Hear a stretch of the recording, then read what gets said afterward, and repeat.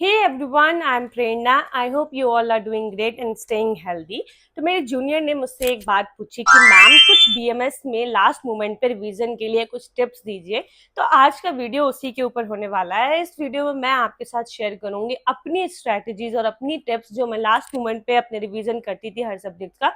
Specially ये video first year के students के लिए है क्योंकि बाकी ईयर्स के स्टूडेंट्स थोड़े से मैच्योर हो जाते हैं कंपैरेटिवली फर्स्ट ईयर के स्टूडेंट। फर्स्ट ईयर का स्टूडेंट सबसे फ्रेशर होता है। सबसे पहले कुछ जनरल बातें देख लेते हैं। पहली चीज जो मैं आज आपको रिवीजन स्ट्रेटेजी आपके साथ शेयर कर रही हूँ वो एग्जाम के जस्ट 1-2 दिन पहले वाली स्ट्रेटेजी है। और अगर आपको 1 मंथ पहले से किस तरीके से प्रिपेयर करना है, मैंने वो प्लान भी बनाया हुआ है अपने चैनल में। जिस तरीके से मैं 30 डेज का प्लान बनाकर अपने सारे सब्जेक्ट कवर करती थी, उससे आपको काफी हेल्प मिल जाएगी। इस वीडियो में हम बात करेंगे एग्जाम्स के 1-2 दिन पहले कैसे रिविजन करना होता है आपको। सबसे इम्पॉर्टेंट बात जो लास्ट मोमेंट में वो ये कि अब आपको जिस भी तरीके से आपने पढ़ा हो, जिस भी सोर्स को आपने फॉलो किया है, अब उसी पे स्टिक रहना है। जो भी बुक्स, जो भी नोट्स आपने बनाए हैं उसी पे स्टिक रहना है। अदर कोई भी स्टडी मटेरियल को टच नहीं करना है। इंपॉर्टेंट टिप फॉर श्लोकास के लिए कि जो श्लोकास आपको पहले से लर्न है ना, चाहे वो 1 लाइन का हो चाहे वो 2 लाइन का हो, उन्हीं पे स्टक रहिए। नए श्लोकास को याद करने की बिल्कुल भी कोशिश नहीं करनी है एंड टाइम पे। और अगर आपकी फिर भी बहुत ज्यादा इच्छा है कि नहीं मुझे श्लोकास पढ़ने हैं या याद करने हैं लास्ट मोमेंट में, आई वुड सजेस्ट कि आप बिल्कुल 1 लाइन का ही श्लोक याद करो। क्योंकि अननेसेसरी आप 1 से 2 लाइन के श्लोक अगर याद करना चाह रहे हो और अगर आपको वो याद नहीं हो रहे हैं तो आप अपना टाइम वेस्ट कर रहे हो। उसकी जगह ना आप अपने कंटेंट को बहुत सॉलिड कर सकते हो। क्योंकि एक श्लोकास अगर आपको जल्दी याद नहीं हो रहा है तो वो आपका टाइम भी ले रहा है, कंफ्यूजन भी क्रिएट कर रहा है, 100% आपको अश्योरिटी भी नहीं दे रहा है। तो मेरे accordingly shlokas new last moment में आपको याद नहीं करने हैं। जो याद है उन्हीं चीजों पे स्टिक रहना है, उन्हीं चीजों को रिवाइज करना है। अब मैं अपनी स्ट्रैटेजी अगर आपके साथ शेयर करूं रिवीजन की, वो कुछ इस तरीके से होती थी कि मेरा टारगेट होता था कि कम से कम मैं 3 बार तो रिवीजन करके जाऊंगी। और मैं अगर आपको सच बताऊं तो इससे ज्यादा ही मेरा रिवीजन होता था। मैं यहाँ पर उस स्ट्रैटेजी की बात कर रही हूँ, उस रिवीजन स्ट्रैटेजी की बात कर रही हूँ जो बिल्कुल लास्ट मोमेंट की है। मतलब आपका कल एग्जाम है और आज आपको पूरा रिवीजन करना है। तो इस 1 दिन या 2 दिन में भी मैं सब्जेक्ट को कोशिश करती थी कि 3 से ज्यादा बार रिवाइज में कर सकूं। तो पहली स्ट्रेटेजी ये रहती थी कि जब मैं पहली बार, सपोज दैट कल मेरा एग्जाम हुआ और परसों मेरा एग्जाम है, जो आज का मेरे पास दिन है उस एग्जाम के लिए, तो उसमें मैं पहली बार जब रिवीजन कर रही हूँ किसी भी सब्जेक्ट का, पढ़ तो आप पहले ही चुके होते हो, सारी चीजों को कई बार रिवाइज भी कर चुके होते हो। लास्ट मोमेंट में आपको क्या करना होता है, हम वही बात कर रहे हैं इस वीडियो में। तो लास्ट मोमेंट में आपको क्या करना है, जब पहली बार आप टॉपिक को पिक करोगे तब उसको एक बार डीप में पढ़ लेना है, मतलब अच्छे से पढ़ लेना है। ऐसा नहीं करना है कि कोई टॉपिक छोड़ना है, पहली बार सारी चीजों को अच्छे से पढ़ लेना है। तो फर्स्ट रिवीजन कुछ इस तरीके से करना है कि जो भी टॉपिक आप पढ़ो डीप में पढ़ो, अच्छे से पढ़ो, मतलब जितना भी आप उसको समझ समझ के पढ़ सकते हो, खुद से बार बार खुद को पढ़ाओ ट्यूशन टाइप में कि अच्छा ये ऐसा होता है, इस वजह से इसलिए ऐसा होता है, ठीक है, इसके इतने टाइप्स होते हैं, मतलब खुद को समझा समझा के पढ़ो। जब दूसरी बार आप रिवीजन कर रहे हो ना, तब मेरे साथ एक स्ट्रेटेजी बहुत अच्छा काम करती थी, वो ये कि उस टॉपिक के जो हाईलाइट वर्ड्स हैं, जो की वर्ड्स हैं, उनकी मैं टेबल बना लेती थी या फिर A4 शीट पेपर में सारे टॉपिक्स को इतने कंसाइज फॉर्म में लिख देती थी, सारे कीवर्ड्स। वो मुझे इतना हेल्प करते थे कि मैं आपको बता भी नहीं सकती कि वो लास्ट मोमेंट के लिए कितने वंडर्ड साबित होते हैं। बहुत अच्छे नोट्स होते हैं वो। तो आपको क्या करना है कि कोई भी टॉपिक आपने पढ़ा, सपोज दैट मैं इंपॉर्टेंट टॉपिक फर्स्ट ईयर के आप लोगों को डिस्कस कर लेती हूँ, जैसे दोस्त कितने प्रकार के होते हैं, उसके बाद फर्दर उनके कितने टाइप्स होते हैं, ओज बहुत इंपॉर्टेंट टॉपिक है, ठीक है, स्रोतस बहुत इंपॉर्टेंट टॉपिक है, धातु। तो आपकी टर्मिनोलॉजी बहुत क्लियर होनी चाहिए। जैसे सप्त धातु है तो 7 धातुओं के नाम अच्छे से पता होना चाहिए, उनके स्थान पता होने चाहिए, किससे क्या धातु निर्माण होती है वो पता होना चाहिए आपको, ठीक है।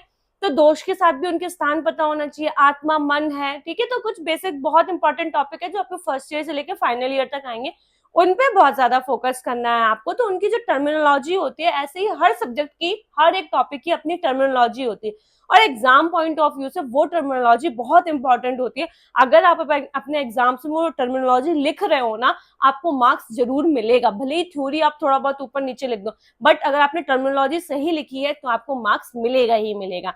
तो जब आप सेकंड बार रिवीजन कर रहे हो तो उन टर्मिनोलॉजी वर्ड्स को, जो की वर्ड्स है, जो इंपॉर्टेंट वर्ड्स है, किसी के पर्टिकुलरली टाइप इंपॉर्टेंस है, उनको एक A4 शीट में बिल्कुल कंसाइज फॉर्म में जितने ज्यादा टॉपिक्स कवर कर सकते हो, वहां पर थ्योरी नहीं लिखनी है, सिर्फ कीवर्ड्स ही मेंशन करने हैं, उनका एक चार्ट बना लो। और थर्ड बारी में जब आप रिवीजन करने जाओ ना, तब आप एक बात ध्यान रखना कि अब आपको थ्योरी कुछ भी नहीं पढ़नी है, सारे कीवर्ड्स को ही रिवाइज करने, बार बार बार बार बार बार उन्हीं सारी चीजों को रिवाइज करनी है। और एक गलती जो हम सब करते हैं और हमें नहीं करनी है वो ये कि सिर्फ ओरली हमें रिवाइज नहीं करना है, स्पेशली कीवर्ड्स को, जो हाईलाइटेड वर्ड्स है उनको ना आप लिख लिख के भी रिवाइज करो। कई बार ऐसा होता है कि हम चीजों को पढ़ लेते हैं और हमें ऐसा लगता है कि हम एग्जाम में लिख लेंगे और हम एग्जाम में नहीं लिख पाते। रीजन यही होता है कि हम उनको ओरली याद करते हैं और जब हम लिखने बैठते हैं हम वहां पर एग्जाम में नहीं लिख पाते हैं।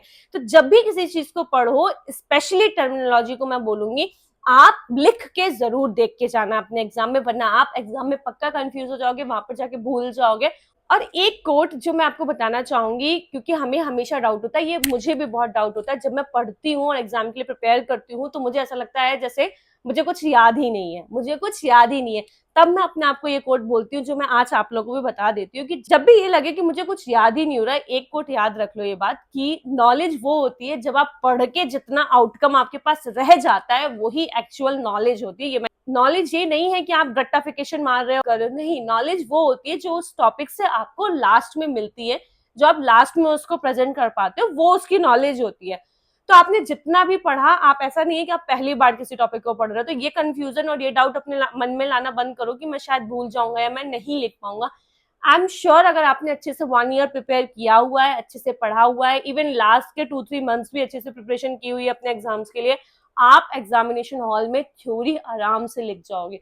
प्रॉब्लम मेरे हिसाब से लास्ट मोमेंट में ही होती है कि जो टर्मिनोलॉजीज होती है ना, जैसे किसी के पर्टिकुलरली टाइप्स हैं और होते हैं, टॉपिक कैसे बनता है, ऐसी तो बनता है, उसकी डेफिनेशन क्या है, उसके टाइप्स क्या है ना, तो उन टाइप्स पे बहुत ज्यादा फोकस करो उन पे, क्योंकि हर जगह क्वेश्चन भी आता है। तो किस तरीके से क्वेश्चन आता है कि इसकी परिभाषा करते हुए उसके प्रकार का वर्णन करें आप, ठीक है, या उनकी विशेषताएं बताइए आप।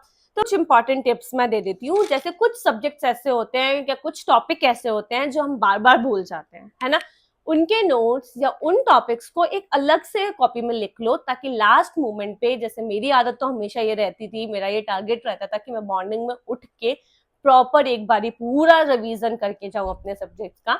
और अगर आप वो पूरा रिवीजन नहीं कर पाए तो स्पेशली वो सब्जेक्ट्स, वो टॉपिक्स लिख लो जो आपको लग रहा है कि मैं भूल रहा हूँ या भूल रही हूँ ज्यादा, तो उनको लिख लो, मॉर्निंग में वो रिवाइज करके चले जाना। अच्छा, एक लास्ट बात मैं आप लोगों को और बता देती हूँ, अगर कोई ऐसा टॉपिक है जो आपने नहीं पढ़ा अपने प्रॉफ में, तब उसको किस तरीके से कवर करना है। मेरे हिसाब से तब उस टॉपिक को आपको सिर्फ यूट्यूब की वीडियो से कवर करना चाहिए, आपको अननेसेसरी बुक्स में टाइम वेस्ट नहीं करना है, क्योंकि आप बुक्स पढ़ोगे, फिर उसके नोट्स बनाओगे, फिर उसको लर्न करोगे, इट्स बेटर कि आप यूट्यूब पे वीडियोस देखो। एंड मैं आपको एक गारंटी दे दी हूँ, यूट्यूब पे ऐसा कोई भी टॉपिक नहीं है जो कवर नहीं किया है यूट्यूबर्स ने। हर एक यूट्यूबर्स ने, चाहे वो टीचिंग वाले यूट्यूबर्स हो या कोई भी यूट्यूबर हो, बीएमएस से हर एक टॉपिक कवर्ड है, यूट्यूब में आपको मिल जाएगा। तो आप वहां से टॉपिक लो, वहां बहुत कंसाइज फॉर्म में नोट्स अवेलेबल है, 5-10 मिनट की वीडियो में आपका वो टॉपिक पूरा कवर हो जाएगा, तो आपका टाइम बहुत कम वेस्ट होगा और आपका टॉपिक भी तैयार हो जाएगा।